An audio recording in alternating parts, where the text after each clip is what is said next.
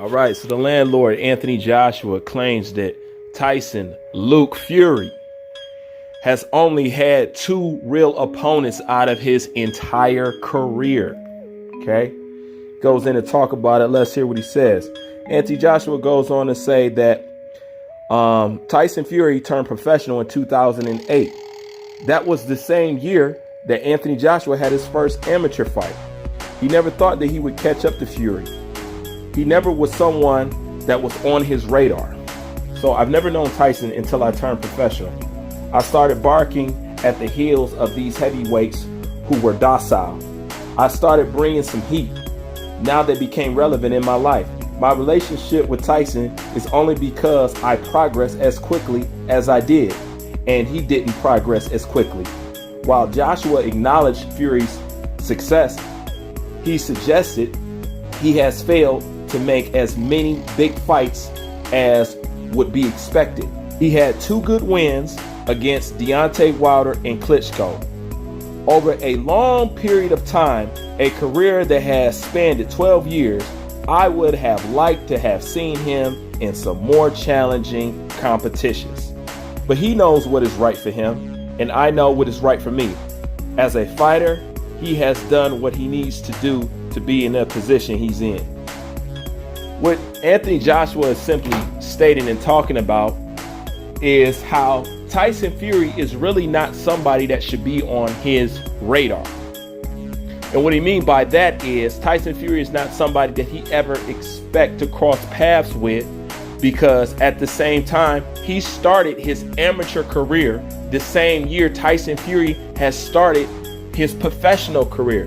The difference is Anthony Joshua has moved so fast, and this is what people don't give Anthony Joshua credit for, the fact that he's been fast-tracked. And to be fast-tracked as a heavyweight is impressive, but he's been fast-tracked. That's the only reason why you guys are talking about him and Tyson Fury fighting, because truthfully, these 2 guys shouldn't paths have crossed, because out of a 12-year career, there's supposed to be so much distance between him that there's no way in hell that Anthony Joshua can catch up. But the strangest thing in the world happened. Anthony Joshua actually caught up. Now, this is the same thing we bring up when we bring up Deontay Wilder. We said Deontay Wilder had a 6-year lead on Anthony Joshua. How come he didn't fight all the champions and stuff like that before Anthony Joshua? Anthony Joshua comes along, fights the Charles Martins of the world, fights the Klitschko of the world. People catch an attitude, get jealous and mad, and say it's all about Deontay Wilder. But what they don't tell you is Deontay Wilder had the spotlight all to himself for a long time. He had more than enough time to make an impression and to make a dent in his career. He didn't do it. As a matter of fact, Deontay Wilder's presence in the heavyweight division didn't become relevant up until Anthony Joshua. These are facts. Nobody stopped him from fighting Klitschko. Him and Klitschko had the same damn manager, Shelly Finkel. He could have set that up. He could have fought Povetkin. You know what I'm saying? He could have fought Pulov. He could have fought Charles Martin. He could have fought all these people, but he did not do it. And it was not on the brains of anybody up until Anthony Joshua laced on a pair of gloves and stepped inside a boxing ring. That's a fact. So truthfully, people talking about Anthony Joshua and Tyson Fury, it should not be, because Tyson Fury should be so far ahead of Anthony Joshua that there's no way that these 2 names could clash, and he should be on his way out while Anthony Joshua is on his way up. But because Anthony Joshua has moved so damn fast, he has caught up to these people, which is a representation of how horribly slow and how bad the competition they have been picking. Okay, now, the one thing I want to say about what Anthony Joshua said about Tyson Fury's competition, I slightly agree with Anthony Joshua. Because yes, while he did beat a Deontay Wilder, and while he did beat a Klitschko, he did dethrone a man who's been reigning for 10 years. A lot of people forget Tyson Fury beat an undefeated Derek Chisora. The same Derek Chisora that we saying Alexander Usyk is basically, that's going to be a feat for him to cross by beating a Derek Chisora or somebody as seasoned as a Derek Chisora. And this is an old, worn out Derek Chisora. and he still holds sway and threat over the heavyweight division because he's known to be somebody who's going to give you a hard time and give you a tough fight. Well, Tyson Fury fought him when he was undefeated, when he was more fresh, when he was more younger, when he was more aggressive. So I got to give him credit for that. You know what I'm saying? Him beating an undefeated Derek Chisora and him beating and dethroning Klitschko, that counts for about 4 opponents itself, truthfully in my eyes. So that's why I say I slightly agree with Anthony Joshua. I don't disagree that he has 2 credible opponents. He has 3 because an undefeated Derek Chisora is a good name on your resume. Hell, his name is still good to have on your resume, if you ask me. So that's why I slightly agree with him at that. But when it comes to what Anthony Joshua's talk about, dude, it's leaps and bounds with Anthony Joshua. There's nobody like him. They might want to stand next to him. They might want to pretend like they're doing what he's doing. Dude, almost nobody is doing what this guy is doing. Because I asked people, I was like, name me somebody that's moving like a throwback fighter. You know what I'm saying? Like, you can't really name. Some people brought up Inoue, and I'll give you that. Some people brought up Usyk, and I'll give you that one. Like I said, we all want to say Terrence Crawford. He just don't got the bodies to do it, so we can't throw him on there. We know that he can and he wants to. At least I think he wants to now, because that re-signing with Bob Arum, I don't know about that. Anyways, so we want to say that, but I can't. As of now, Anthony Joshua, Inoue, them the only ones that I can say that's really moving like a throwback fighter. You know what I'm saying? Anybody else? No. Oh, let me add my boy.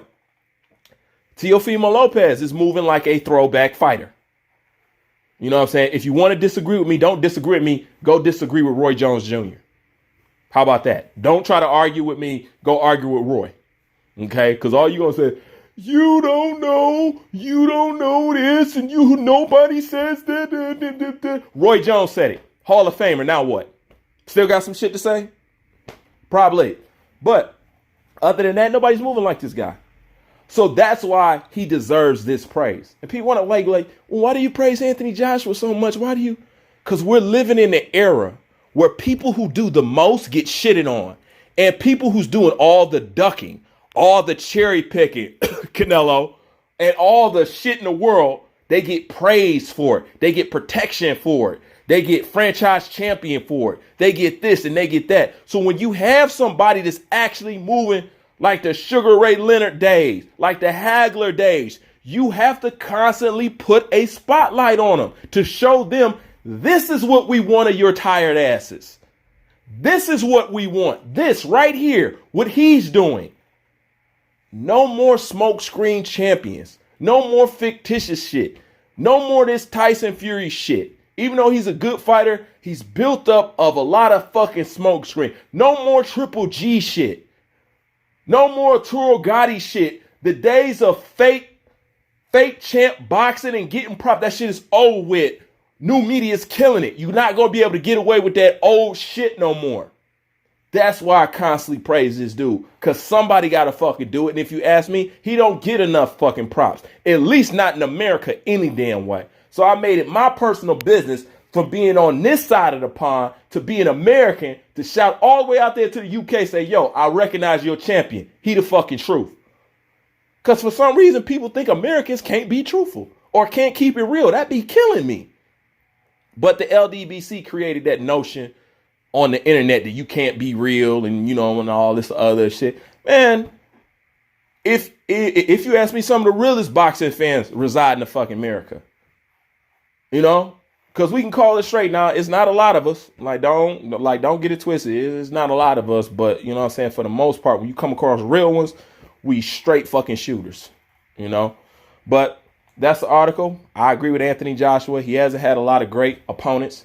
A lot of his career should have been stacked way more than that. And Anthony Joshua stands out amongst everybody else. He towers over these guys in my mind, and I will always be ready to put it on other people's mind. I'll always be ready to back up hard work and talent. If you look at everybody that I back up, if you look at everybody that I support, there's some key factors that you're going to notice every single time.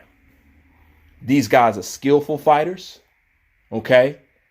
Their work ethic is crazy and they got talent. That's what I back up. Work ethic and talent. If you got work ethic and talent, chances are you are on my list of one of the people that I talk about constantly. I admire skill. I admire talent. I admire work ethic. If you are one of these people, you fall in those categories, 9 times out of 10, you're going to end up on my channel because that's what I look for. I look for hungry, ambitious, skillful, you know what I'm saying, talented, hardworking fighters. You know, that's one of the main reasons why I praise Devin Haney. And I don't think Devin Haney is that damn talented. He's not that fucking special to me. He's not. I'm not impressed by Devin Haney at all. I'm not. But I love his work ethic. Same thing I loved about Bruce Lee. I love Bruce Lee's work ethic. Same thing I love about Tupac, his work ethic. The same thing I adore about Mayweather, his fucking work ethic. I support everybody who got great work ethic. Even Tyson Fury, great skills, good work ethic. Tyson has a good training work ethic. I don't care what nobody says. He has a good training work ethic. He's smart. He's skillful. You know what I'm saying? And that's why he didn't got his praise. You know what I'm saying? So if you're any of those people that do any of those things, I'm a big supporter of that. I'm not a big supporter of ducking, claiming you the best, fictitious franchise champ. I'm not a fan of that shit, man. You know what I'm saying? But that's just me. That's my thoughts on the Bruce Vane. I'm out.